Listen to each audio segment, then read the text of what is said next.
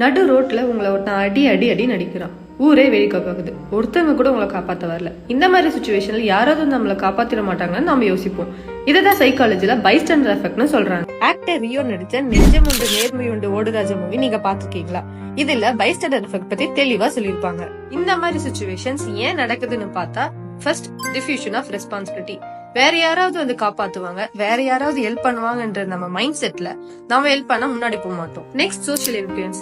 வேற யாருமே ஹெல்ப் பண்ணாதப்போ நாம மட்டும் ஏன் ஹெல்ப் பண்ணணும், எல்லாருமே சைலண்டா இருக்கப்போ சைலண்டா இருக்கிறது தான் கரெக்ட், ஹெல்ப் பண்றது சரியில்லை அப்படின்னு நாம ஹெல்ப் பண்ண மாட்டோம். Next fear of judgment. நம்ம ஹெல்ப் பண்ண போய் நம்மள எல்லாரும் தப்பா நினைப்பாங்களா, நம்மள அதிக பிரசிங்க நினைப்பாங்களான்னு யோசிச்சு நம்ம ஹெல்ப் பண்ண போக மாட்டோம்.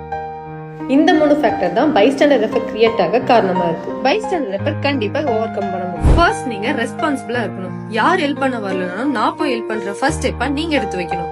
நெக்ஸ்ட் நீங்க எம்பத்தட்டிக்கா இருக்கணும். ஒருவேளை நீங்க அந்த சிச்சுவேஷன்ல இருந்து யாரும் ஹெல்ப் பண்ணலாம் வரலன்னா எப்படி இருக்கும்னு யோசிச்சு நீங்க ஹெல்ப் பண்ண போகும். இந்த மாதிரி இன்னும் சைக்காலஜிக்கல் இன்சைட்ஸ் தெரிஞ்சுக்க ஃபாலோ சைட்ஷீட்.